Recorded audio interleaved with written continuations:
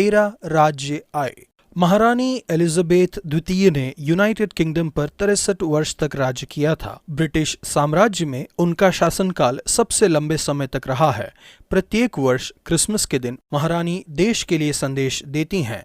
वर्ष 2014 में उन्होंने कहा कि यीशु मसीह का जीवन शांति के राजकुमार जिनका जन्मदिन हम आज मनाते हैं, वे मेरे जीवन की प्रेरणा और भरोसा हैं। पिछले महीने यूहन्ना के सुसमाचार से उन्होंने कहा, यीशु की ज्योति वर्ष 2015 के अंधकार के क्षणों पर विजयी हुई है। यीशु की कहानी हमारी कल्पनाओं को आकर्षित करती है और कभी न बदलने वाले उनके संदेश हमें प्रेरित करते हैं। बदले और हिंसा के लिए नहीं, बल्कि हर कहीं और हर समय हम प्रेम का प्रसार कर सकते हैं। यूनाइटेड किंगडम की महारानी किसी और ही राज्य की ओर संकेत कर रही थीं। वह राज्य जिसे स्थापित करने के लिए यीशु आए और उस राज्य पर शासन करने वे फिर आएंगे। यीशु ने हमें प्रार्थना करना सिखाया, तेरा राज्य आए। परमेश्वर का राज्य, परमेश्वर का शासन और परमेश्वर की प्रभुता है। भजन संहिता 10 का 12 से 18 तक। समाज के परिवर्तन के लिए विनती करें। परमेश्वर अनंत काल के महाराज हैं। परमेश्वर के हाथों में इस सृष्टि का अंतिम नियंत्रण है। फिर भी भजनकार परमेश्वर की दुहाई देते हैं। उठने का समय, हे यहोवा उठ। वह प्रभावशाली प्रार्थना करते हैं कि परमेश्वर का राज्य इस धरती पर आएगा। जब परमेश्वर उठते हैं, आतंक का शासनकाल समाप्त हुआ। ईश्वरों के समूह का शासन करना जाता रहा। भजनकार अनेक समूह के लोगों के लिए व्यक्तिगत रूप से प्रार्थना करते हैं। वह उनके लिए प्रार्थना करते हैं जो मजदूर हैं, परेशान हैं, दुखी हैं, पीड़ित हैं, अनाथ हैं, बेघर हैं, दबे हुए हैं। यदि आप परमेश्वर के राज्य को आते हुए और समाज को बदलते हुए देखना चाहते हैं, तो ये ही वे लोग हैं जिनके विषय में आपको निश्चय ही चिंतित होना है। प्रभु, मैं आपका धन्यवाद करता हूं कि आप महाराज हैं और जो मजदूर, परेशान, दुखी, पीड़ित, अनाथ, बेघर, दबे हुए हैं, उन सभी पर आप राज्य करें। नया नियम मत्ती 13 का 18 से 35 तक। यीशु के बारे में लोगों से कहना जारी रखें। हर समय जब आप किसी को यीशु के बारे में कहते हैं और सुसमाचार बताते हैं, आपने उनके मन में बीज बोया है। बीज बोने वाले के दृष्टांत से हमें यह पता चलता है कि प्रत्येक बीज जिसे हम बोते हैं वह फल नहीं लाता। कुछ बीज इस तरह के अस्थायी परिणाम उत्पन्न करते हैं। चिंता या जीवन की परेशानियां और धन के धोखे से हम परमेश्वर से दूर हो जाएंगे। फिर भी यदि बीज अच्छी तरह बढ़ता है तो यह दृष्टांत हमें दर्शाता है कि आप प्रभावशाली हो सकते हैं।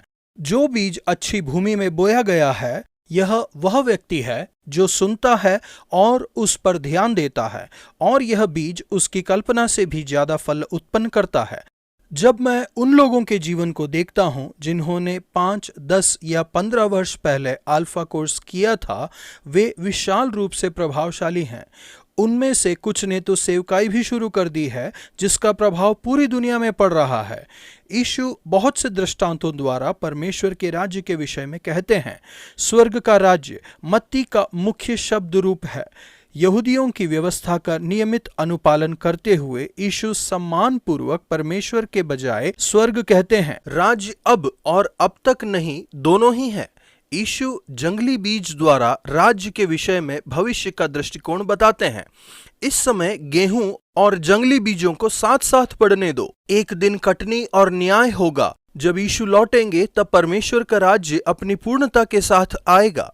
यीशु कहते हैं, स्वर्ग का राज्य राई के बीज के समान है जिसे एक व्यक्ति ने लेकर भूमि में बोया।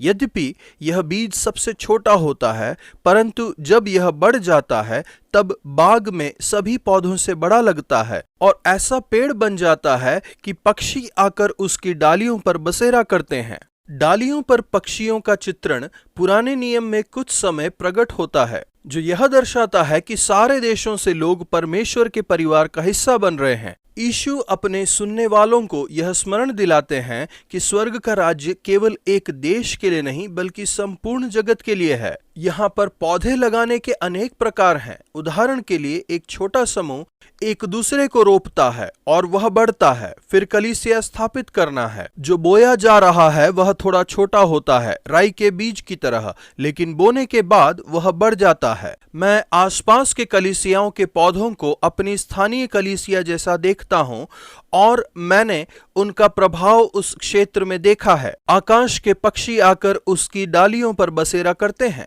परमेश्वर के राज्य में जिनमें आशा न थी, ऐसी अन्य जातियां विश्वासियों के रूप में यहूदी देश में आते हैं। हम सारे जगत में कलीसिया के पौधे का प्रभाव देख रहे हैं।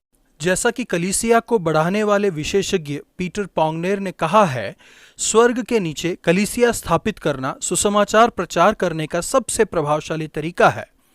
यीशु स्वर्ग राज्य के विषय में कहते हैं कि यह खमीर की तरह है जो पूरे गूंदे हुए आटे को खमीर बना देता है।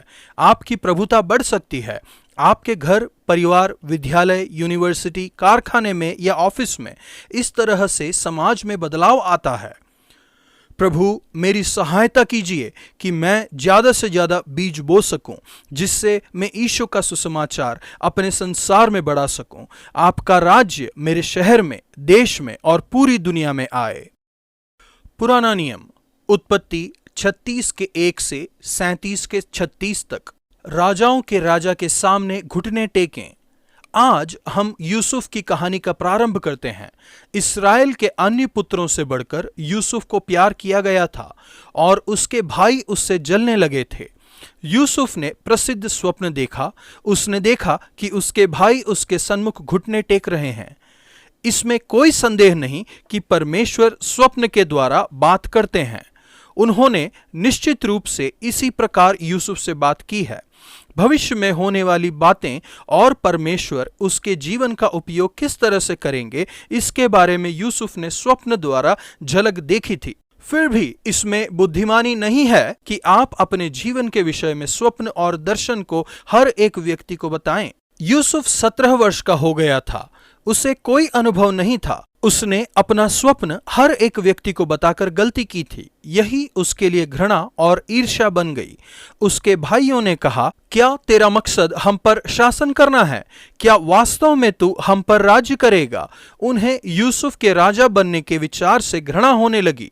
उसके बाद उसने एक और स्वप्न देखा जिसमें वे सभी प्रभावशाली रूप से उसके सामने घुटने टेक रहे हैं।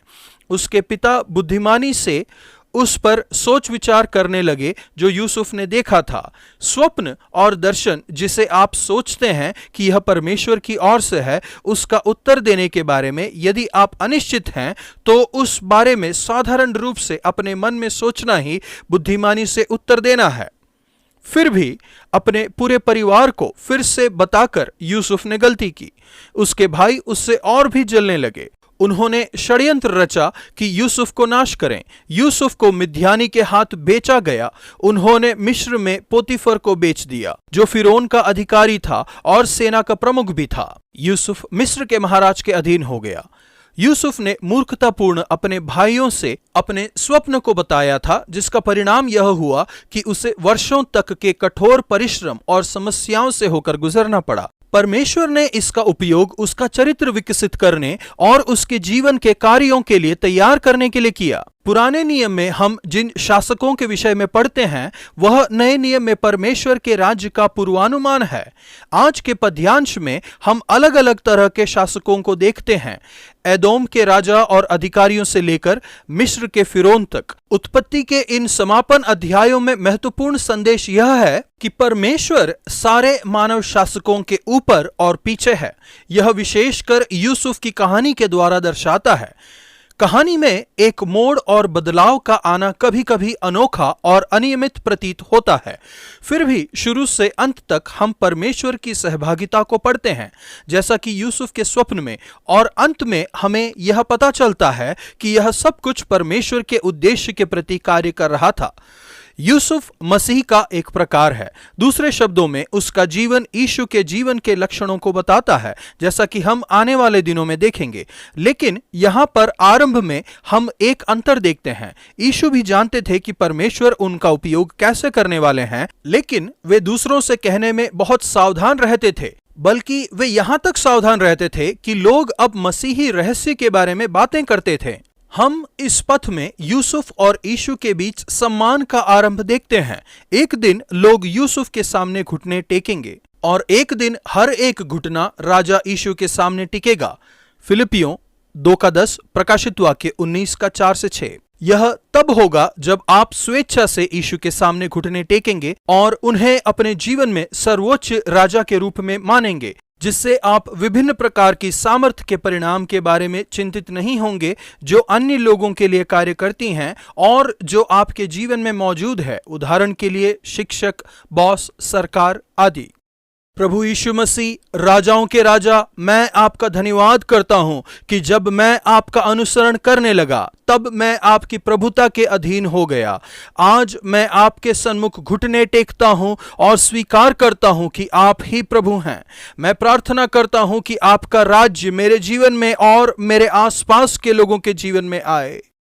याकूब द पेरेंटिंग बुक का उपयोग कर सकता था। अपने किसी एक बच्चे का ज्यादा समर्थन करने से परेशानी खड़ी हो सकती है, लेकिन परमेश्वर अपने उद्देश्यों के लिए हमारी गलतियों का भी उपयोग करते हैं। आज का वचन, हे यहोवा, तूने नम्र लोगों की अभिलाषा सुनी है, तू उनका मन तैयार करेगा, तू कान लगाकर सुनेगा। भजन संहिता 10:17।